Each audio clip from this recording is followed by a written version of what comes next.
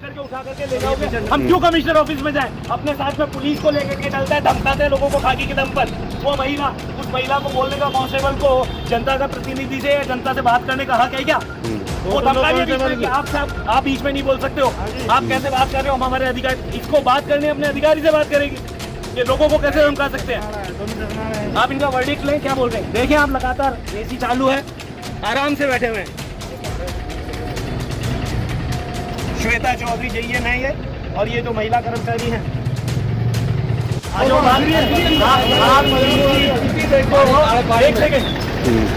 चला करके आराम से बैठे हुए हैं। पिछले 30 मिनट से हम लोग इनसे रिक्वेस्ट कर रहे हैं कि एक बार मैडम बाहर आकर के बात करो। 30 मिनट से ज्यादा हो गया हमारे को। मुद्दा सिर्फ इतना सा था, ये पिछले कई बार से आ रहे हैं और यहाँ पर जो भी ये लोग ठेला लगाए हुए हैं, इन ठेला लगाए हुए लोगों के सामान उठा के ले जाते हैं, इनको धमकाते हैं। जबकि ईमानदारी की बात यह है कि इस एरिया के व्यवसायियों ने और व्यापारियों ने इतनी ईमानदारी दिखाते हुए 76 दुकानें यहाँ पर तोड़वाई, और सरकार ने SRSDC ने इनको लिखित में इनको ये बात दी थी कि भाई हम आपको इस पुलिया के नीचे दुकान बना के देंगे। 2 साल हो गए, इनके रोटी का कोई जुगाड़ नहीं है। ये बेचारे कोई ठेला लगा के, कोई खोमचा लगा करके अपना रोटी रोजगार कर रहे हैं। ये आए दिन आते हैं और इनको उजाड़ करके चले जाते हैं, या इनसे डिमांड करते हैं। इनसे इतनी देर से सिर्फ एक बात कह रहे हैं कि मैडम आप एक बार बाहर आकर के बात कर लो। ये बाहर आके बात करने को तैयार नहीं, और उल्टा हमें धमका रही है कि साहब आपके ऊपर राज्य कार्य में बाधा का हम लोग आरोप लगाएंगे, हमारी रिकॉर्डिंग करेंगे। अब आप मुझे बताएं कि कोई कर्मचारी निगम का या कोई अफसर हमारी बात नहीं सुनेगा और वैसे ही लोगों को मार रहा है, तो हम तो फिर ये कहेंगे वेलकम।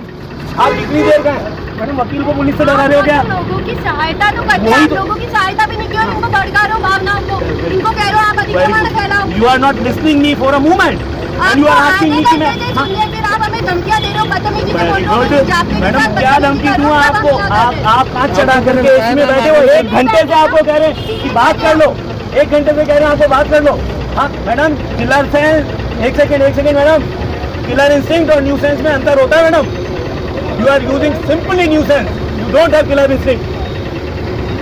ये जो कचरे वाला मामला है, ये गलत नहीं है। ये तो मेरे ये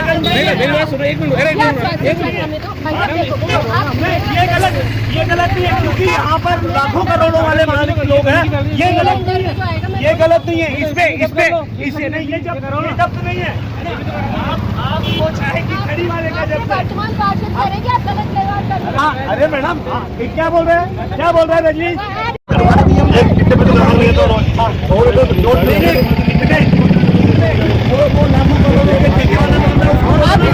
गलत नहीं है, हम इसको धंधा करने के लिए मना नहीं कर रहे, लेकिन इतना बड़ा ये लगाना, यहाँ पर कम से कम 4 ठेले वाला एग्जिट छोड़ सकते हैं, लेकिन एक ही ठेले वाला इतना करे। यहाँ पे हम 4 ठेले वाले लगा सकते हैं, 4 लोग कमा के खा सकते हैं, लेकिन इतना सोची कह रहे कि ये एक ही आदमी कमा के खाएगा, इतना बड़ा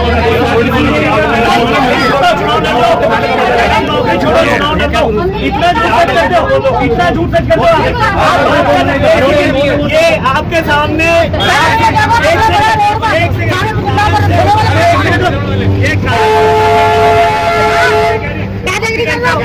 अभी करते हो, सारा कचरा पड़ा ये रोड पर आता है, पूरी दुकानों पे जाता है। वार्ड में ऐसे हम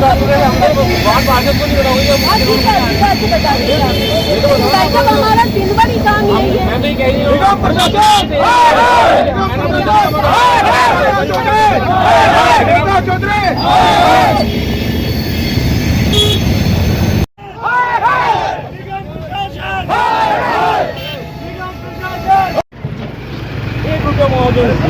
ले चलो रोटी का मतलब कोई चला आपका करना कोई कंप्लेंट आई हो तो मैं एंटी सोशल एलिमेंट काम नहीं हूँ, तो मैं खुद आपने कहता हूँ भाई साहब मिनट, अरे रोड छोड़ दो एक बार, रोड छोड़ दो।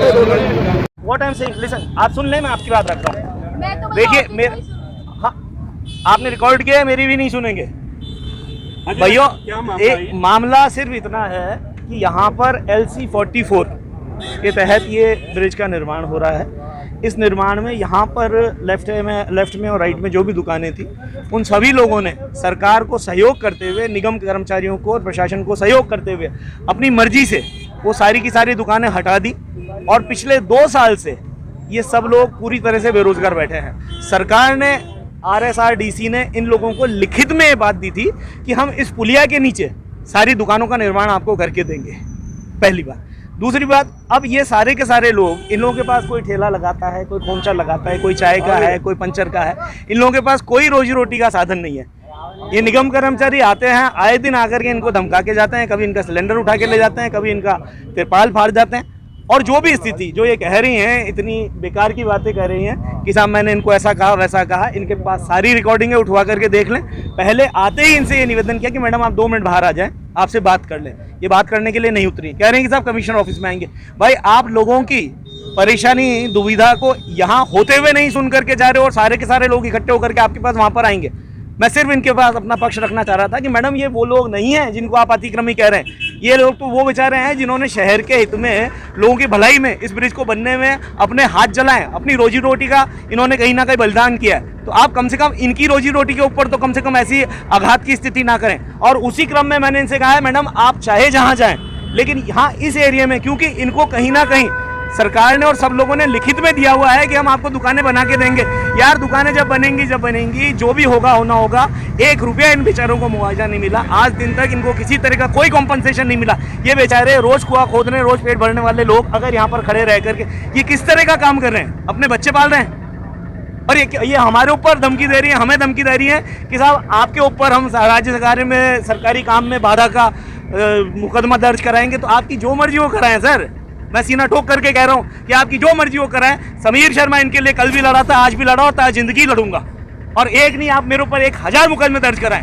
ये जाती है, नाइंसाफी है और इस नाइंसाफी के खिलाफ मैं हमेशा लड़ूंगा। और मैं आपके माध्यम से भी कह रहा हूं, इनको जहां जो अतिक्रमण हो इनकी बात बनती है, समझ में आती है, यहाँ भी कोई स्थिति होती समझ में आती है। लेकिन इतना तो समझो यार, 2 साल हो गए बेचारों के खाने कमाने का जुगाड़ नहीं है। क्या कर रहे हैं ये लोग? ये कोई हशीश बेच रहे हैं, अफीम बेच रहे हैं, चरस बेच रहे हैं, क्या कर रहे हैं ये लोग? सिर्फ रोजी रोटी। और ये जो मेरे ऊपर इल्जाम लगा रही है कि मैंने बच्चों को बरगलाया, भाइयों बच्चे खड़े हुए थे, मैंने सिर्फ एक जन चेतना के हिसाब से उनको एक बात कही कि बेटा हम लोग, एक बच्चे ने पूछा है कि अंकल क्या हुआ, मैंने कहा बेटा तुम्हारे घर में से भी कोई ना कोई किसी की दुकान होगी, ऐसी नहीं तो आगे पीछे कहीं होगी।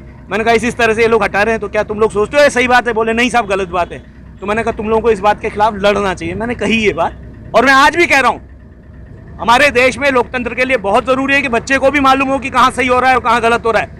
आप इन लोगों से पूछें कितनी बार, आओ वृद्धि जी आओ एक सेकंड। इस आदमी की 2 साल की इसकी हालत देखो सर, मतलब क्या क्या नहीं भुगता इस आदमी ने।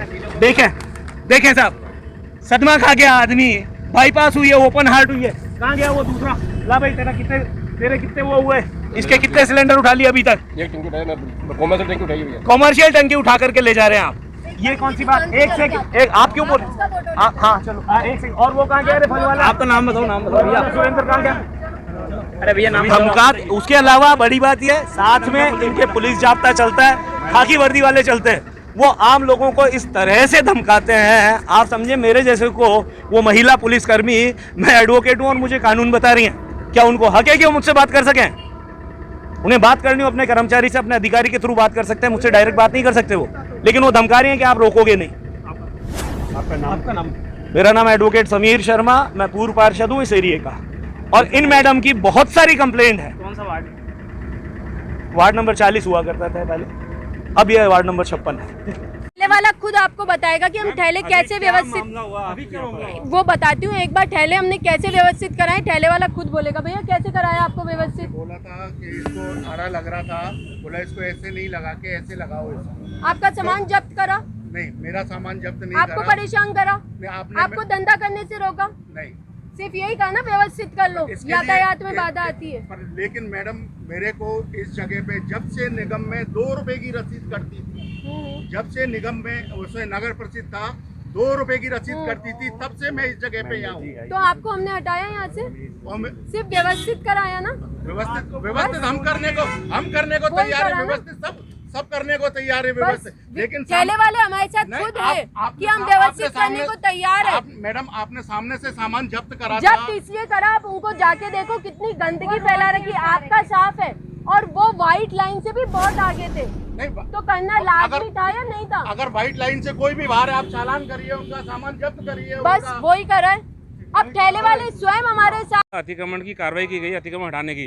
मैं कहता हूँ आप कार्रवाई करो, कार्रवाई सही है, लेकिन ये कार्रवाई जो करी गई है द्वेषता पूर्वक करी गई है। कहीं पे जो मेन रोड पे चौराहे पे जहाँ ठेले हैं उनको नहीं हटाया गया है और जो साइड में ठेले हैं उनको हटाया गया है। दूसरा, नगर निगम के द्वारा यहाँ पे जो कचरे का इतना बड़ा ढेर लगा हुआ है, बोरे पड़े हुए हैं साइड में, जो कचरा सेलेक्ट करके उन्होंने या कचरे के ढेर लगा रखे हैं, उसके बारे में इनके पास में कोई जवाब नहीं है कि यार ये भी तो अतिक्रमण है। नगर निगम ने जो खुद ने कचरे के ढेर और बोरे इकट्ठे कर रखे हैं वो अतिक्रमण नहीं दिख रहा है। जनता जिससे परेशान है वो अतिक्रमण इनको नहीं दिख रहा है। वो ये कह रहे हैं कि हमारा डिपार्टमेंट नहीं है, उस चीज़ को डाल रहे हैं। डिपार्टमेंट आप ही का जब बोरे भरे हुए पड़े हैं, कचरा मत उठाओ। मैंने बोला कचरा मत उठाओ, जो बोरे पड़े हैं वो तो अतिक्रमण में लेके जाओ, ट्रक में भर के, पर वो नहीं लेके गए। या कई लोगों के सामान उठा के, अतिक्रमण का हम विरोध नहीं कर रहे, जो अवैध कैबिन है उनका हटाओ, वो आपका राइट है, वो बनता है, लेकिन हटाओ, कार्रवाई करो तो समक्ष रूप से सबके साथ करो।